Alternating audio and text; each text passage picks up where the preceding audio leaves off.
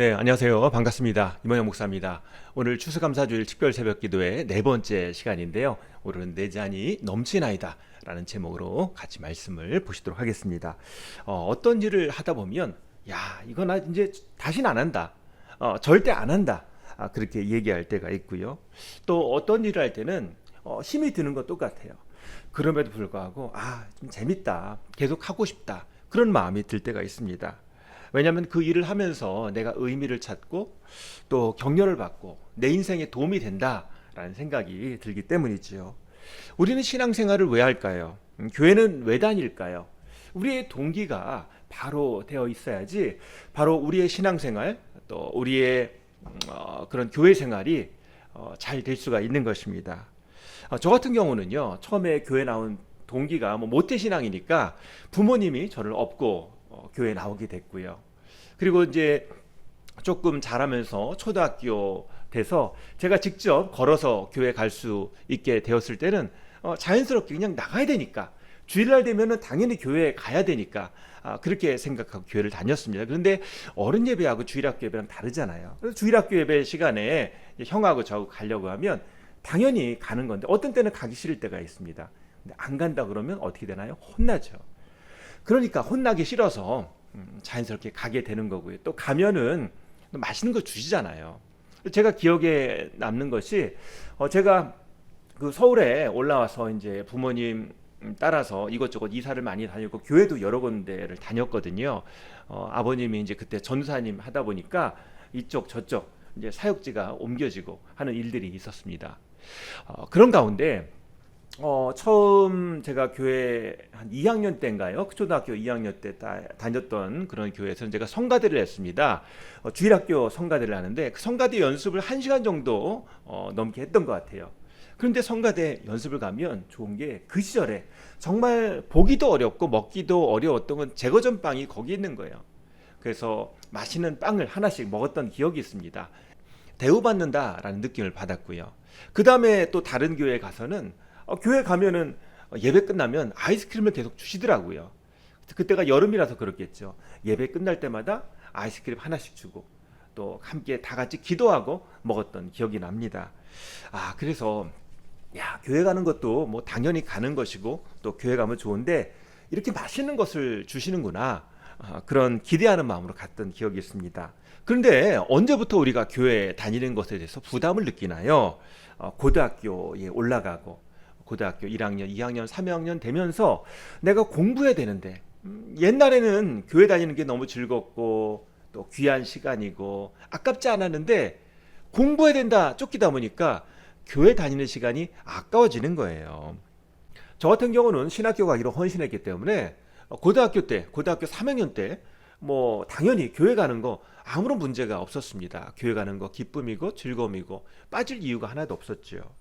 근데 보통은 교회에 다니는 데 있어서 그런 우선순위에 대해서 갈등이 있게 되는 것입니다. 내가 친구와 놀아야 되는데 어디 가야 되는데 또 공부해야 되는데 일해야 되는데 학원 가야 되는데 뭐 이런저런 이유들이 계속 생겨나는 거죠. 내가 교회에 간다는 것이 어떤 의미인가? 내가 예수 믿는다는 것이 어떤 의미인가? 내가 이런 희생을 또 헌신을 해야 되는가에 대해서 이제 고민하게 되는 것이었습니다. 옛날엔 반대도 없고 걸리는 것이 없었는데 이제 반대하는 환경들이 생겨나는 거지요.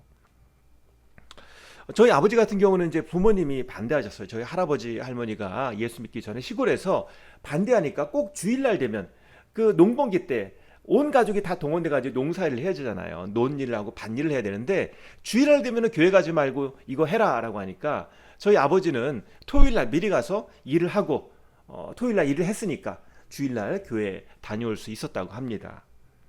그럼에도 핍박을 받았지요. 어쨌든 교회에 다닌다, 예수 믿는다라는 것은 우리가 헌신이 필요합니다. 믿음이 필요합니다. 우리가 하나님을 사랑합니다라고 하는데 그 사랑에는 헌신과 희생이 따르는 거지요. 그것이 없다면 정말 하나님을 사랑하는 것이 아닙니다.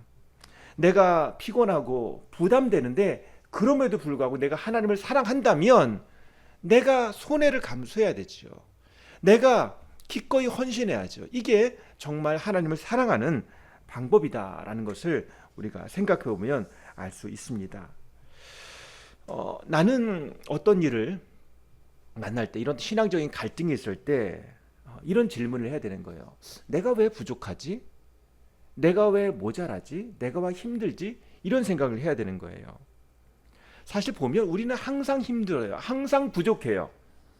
항상 시간도 부족하고 돈도 부족하고 항상 마음의 여유도 부족합니다. 그런데 시편 23편, 우리가 너무 잘 아는 말씀이잖아요. 다윗은 이렇게 고백하고 있습니다. 1절 5절 말씀 보시면요, 여호와는 나의 목자시니 내게 부족함이 없으리로다. 주께서 내 원수의 목전에서 내게 상을 차려주시고 기름을 내 머리에 부으셨으니 내 잔이 넘치나이다. 부족함이 없다, 내 잔이 넘친다라고 고백하고 있어요. 우리는 모자란다, 부족하다라고 얘기하는데 다윗은 부족함이 없다, 또 내 잔이 넘친다라고 고백을 하고 있습니다. 뭐가 다른가요?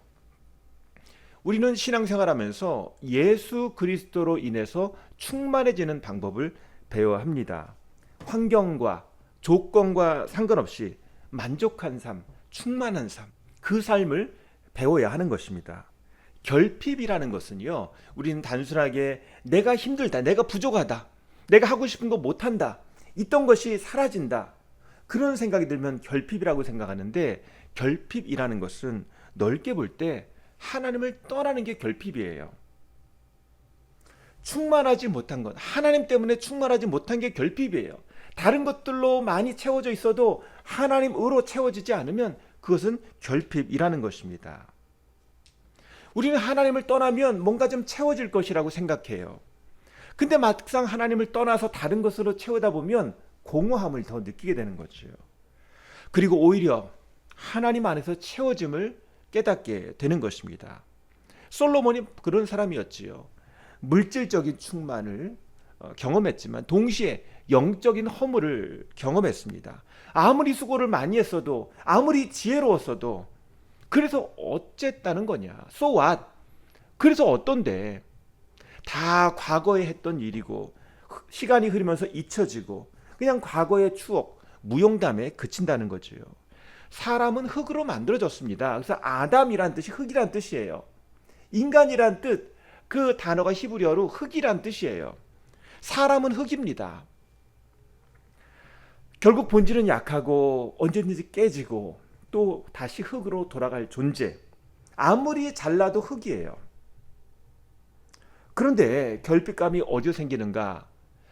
야고보서 1장 15절 말씀 보면 욕심이 잉태한즉 죄를 낳고 죄가 장성한즉 사망을 낳느니라. 내가 흙인데 흙이란 사실을 모르고 욕심 부리다가 죄를 짓고 그 죄가 점점 커지면 사망을 낳느니라. 결국 흙으로 시작해서 그냥 죽음으로 끝난다는 거예요. 결핍감을 따라가다 보면 결국은 욕심, 죄, 사망이 따라온다는 거예요. 예수님께서는 제자들을 부르실 때, 야, 내가 너 부족한 거 다 채워줄게, 이렇게 부르지 않으셨어요. 야, 내가 월급 얼마 준다, 일당 얼마 준다, 너 지금 나를 위해서 이렇게 희생하지, 네가 옛날에 뭐 했다고, 어부했다고, 그거보다 내가 곱하기 1을 해서 줄게, 10배로 줄게, 그렇게 하지 않으셨어요. 와 보라, 나를 따라오라 초청하셨어요. 마가복음 1장 17절 말씀 보시면 예수께서 이르시되 나를 따라오라, 내가 너희로 사람을 낚는 어부가 되게 하리라. 어떤 존재가 되게 하겠다, 그렇게 말씀하셨어요. 무엇을 벌고 무엇을 많이 소유하는 사람이 아니라 이런 존재가 되게 하겠다라고 예수님께서 말씀하셨어요. 그런데 제자들이 그 얘기를 듣고 자기 배를 버려두고 예수님을 따랐습니다. 물론 제자들이 예수님을 따르는 그 자리에서도 결핍은 계속 경험되었을 거예요. 어부였을 때 그 결핍, 예수님 제자가 돼서도 마찬가지로 부족합니다. 배가 고프고 피곤하고 힘들고 세상의 어떤 부자들, 권력자들과 비교하면 부족하다라고 느낄 거예요. 그런데 제자들이 왜 그렇게 헌신할 수 있었을까요? 예수님께서는 제자들에게 이렇게 말씀하셨습니다. 이것을 너희에게 이르는 것은 너희로 내 안에서 평안을 누리게 하려 함이라. 세상에서는 너희가 환난을 당하나 담대하라, 내가 세상을 이겼노라.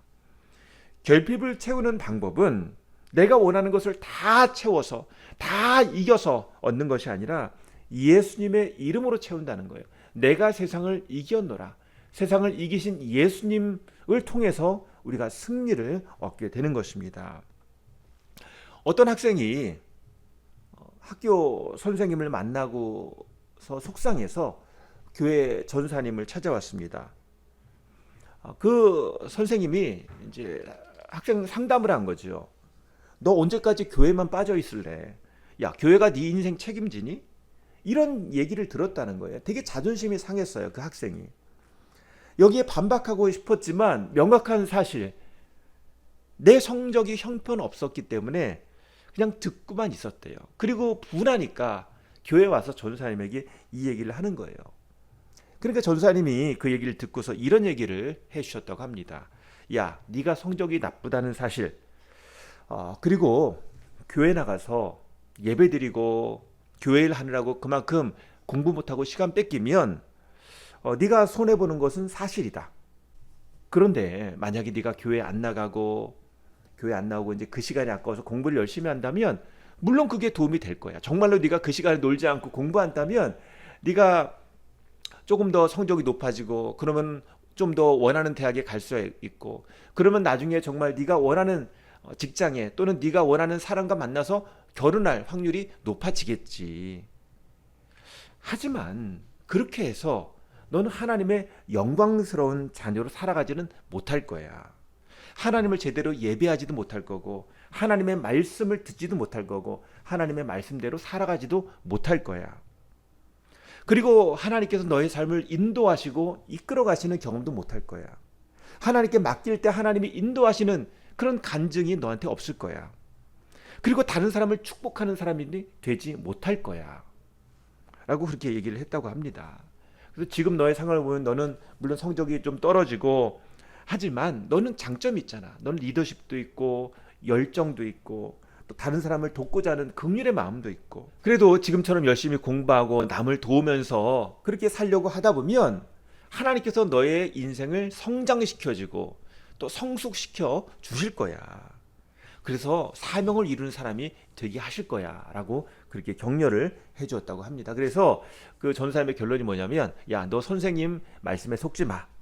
너 나중에 성장하고 성숙해서 나중에 그 선생님 코를 납작하게 해봐. 그렇게 얘기를 했더니 그 아이가 좋아했다고 합니다. 그리고 나서 이제 몇 년이 지나고 나서 그 아이는 미국에 유학 가서 또 선생님, 좋은 선생님이 되고자 열심히 공부를 하고 있다고 합니다. 자, 우리는 항상 결핍이 있어요. 하지만 결핍을 가지고 결정하면 안 됩니다. 본질적으로 우리는 결핍을 해결할 능력이 없어요. 인생 자체가 흙이라고 말씀드렸습니다. 우리는 기본적으로 항상 부족한 곳에 살고 있습니다. 우리는 방향을 정할 때 지금 보이는 것을 정하면 안 돼요. 마치 사막에서 길을 정하는데 저쪽에 오른쪽에 모래 언덕이 있고 왼쪽이 뭐가 있다라고 방향을 정하고 하룻밤 자고 나서 그 다음날 되면 그 상황이 바뀌게 되는 것과 같아요. 밤사이에 모래바람이 불면서 오른쪽에 있던 언덕이 없어지고 왼쪽으로 옮겨가는 거예요. 그러면 길을 잃게 되는 거죠. 세상 풍조가 이렇다는 거예요. 계속 바뀝니다. 여기에도 결핍, 여기에도 결핍, 계속 바뀌는 거예요. 도저히 방향을 알 수가 없는 것입니다. 어디에서 내가 세상에 안식을 가질까? 그렇게 고민하게 되는 거지요. 사막에서 참고해야 될 것은 사망의 지역이 아니라 큰 지도를 가지고 또 나침판을 가지고 나의 방향을 파악하는 일이죠. 우리는 결핍에 주목하는 것이 아니라 하나님으로 채워지는 것을 우리가 생각해야 하는 것입니다. 하나님 없는 풍요는 거짓 풍요입니다. 요한계시록 3장 17절 18절 말씀 보시면요. 내가 말하기를 나는 부자라 부유하여 부족한 것이 없다 하나 내 곤고한 것과 가련한 것과 가난한 것과 눈 먼 것과 벌거벗은 것을 알지 못하는도다. 내가 너를 권하노니 내게서 불로 연단한 금을 사서 부요하게 하고 흰옷을 사서 입어 벌거벗은 수치를 보이지 않게 하고 안약을 사서 눈에 발라 보게 하라. 제대로 보라는 거예요. 나는 부자다. 나는 부족한 것이 없다라고 얘기하는데 영적으로는 가난하고 벌거벗었다는 거예요. 제대로 좀 봐라 라고 예수님께서 말씀하시는 거죠. 그리고 에베소서 5장 11절 말씀 보면은요. 너희는 열매 없는 어둠의 일에 참여하지 말고 도리어 책망하라. 세상 일에는 열매가 없다는 거예요. 오히려 그것을 책망해야 한다는 것입니다. 예수 그리스도 없이는 열매를 맺을 수가 없다라고 예수님께서 말씀하셨어요.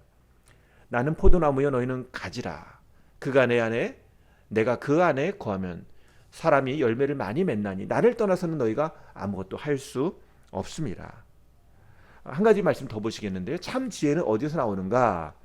호세아서 말씀 보면은요. 이스라엘 자손들아 여호와의 말씀을 들으라. 여호와께서 이 땅 주민과 논쟁하시나니 이 땅에는 진실도 없고 인애도 없고 하나님을 아는 지식도 없고 오직 저주와 속임과 살인과 도둑질과 가늠뿐이요 포악하여 피가 피를 뒤이음이라. 이 땅은 어떻다고요? 이 땅은 하나님을 아는 지식이 없다는 거예요. 온통 죄악이 덮고 있다는 것입니다.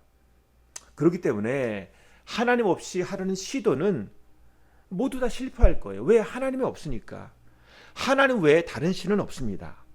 하나님 외에 진정으로 사랑할 대상은 없어요. 우리는 우리 인생의 결핍의 문제를 해결하려고 하지만 거기에 치중하는 것이 아니라 궁극적으로 우리 인생에 찾아오셔서 우리에게 구원과 길을 알려주는 예수 그리스도를 알아야 하는 거지요. 우리가 주님을 안다라는 것은 다른 말로 하면 주님께 항복하는 거예요. 그리고 주님의 마음을 따라가는 거예요. 이게 정말 주님을 믿는다, 주님을 사랑한다 라는 의미죠. 마태복음 7장 21절 말씀 보면 나더러 주여 주여 하는 자마다 다 천국에 들어갈 것이 아니요 다만 하늘에 계신 내 아버지의 뜻대로 행하는 자라야 들어가리라. 여러분 천국을 경험하고 싶습니까? 하나님 나라가 우리 삶 가운데 이루어지기를 원합니까? 그러면 말로만 주여 주여 하는 것이 아니라 우리가 믿음으로 살아야 되는 거지요. 주님을 사랑하고 주님을 따라가고 주님께 항복하기 원합니까? 그러면 그때 채워지는 은혜가 있을 겁니다. 자, 마지막으로 우리 아까 처음에 읽었던 우리 시편 23편 말씀 중에 다른 구절 보도록 하겠습니다. 다윗이 고백한 거죠. 내가 사망의 음침한 골짜기로 다닐지라도 해를 두려워하지 않을 것은 주께서 나와 함께 하심이라. 주의 지팡이와 막대기가 나를 안위하시나이다. 주께서 내 원수의 목전에서 내게 상을 차려주시고 기름을 내 머리에 부으셨으니 내 잔이 넘치나이다. 오늘 예수님께서 나와 함께 계십니다. 나를 돌봐주세요. 상황의 결핍이 아니라 예수님 안에서 나는 괜찮다. 주님이 항상 내 안에 계시기 때문에 내 잔이 비워지지 않습니다. 주님이 늘 채워주세요. 주님이 늘 함께 하세요. 내가 채울 수 없는 잔 주님이 채워주십니다. 이런 고백을 해야 하는 것입니다. 오늘 말씀의 제목 내 잔이 넘치나이다. 오늘 우리가 주님 앞에 이런 고백을 해야 할 줄 믿습니다. 주님, 제가 제 잔을 주님께 높이 듭니다. 내가 채우려고 하지 않고 주님께 채워달라고 높이 듭니다. 오늘 주님께서 채워주시고 주님께서 우리의 삶 아직 부족하고 아직 덜 되고 아직 되어가는 과정 중이지만 주님께서 채워주시고 주님께서 만들어 가시고 주님께서 나를 축복의 사람으로 나를 가치 있는 사람으로 주님 앞에 영광스러운 존재로 거룩한 하나님의 자녀로 만들어 가시는 줄 믿습니다. 이 시간 주여 우리 3번 외치시면서 주님 안에서 채워지기를 원합니다. 내 잔이 넘치나이다. 이런 고백이 다윗의 고백이 저에게도 있기를 원합니다. 우리 주여 우리 마음 가운데 주님으로 채워지게 해달라고 믿음으로 바라보게 해달라고 믿음으로 우리가 주님 앞에 주님 항복합니다.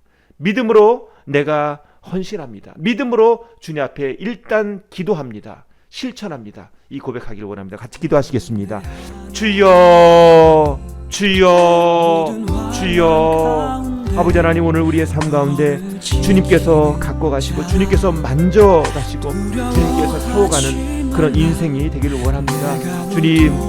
주님을 떠나서 다른 곳에서 어떤 만족을 찾으려고 했던 상자 같은 모습이 저의 모습을 하나님 결핍 가운데 계속 무너지고 낙심하고 절망하고 좌절하고 분노하고 비교하고 낙심하고 상한 마음을 갖고 있는 저희가 다시 한번 주님 앞에 나아갑니다. 주님이 우리를 안아주시고 주님이 우리를 붙잡아 주셔서 우리의 손에 너는 내 아들이야, 내 딸이야.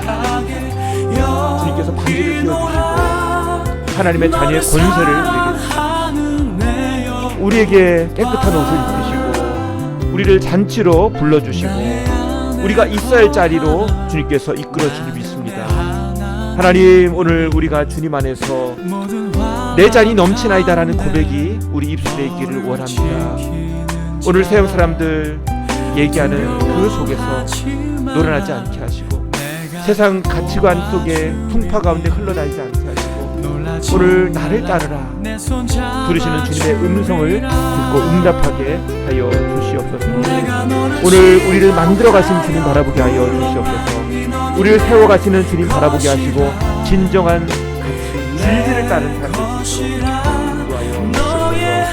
오늘 우리의 심장, 우리의 마음을 주님의 말씀에 의지하여 주님의 그 뜻에 의지하여 우리가 제대로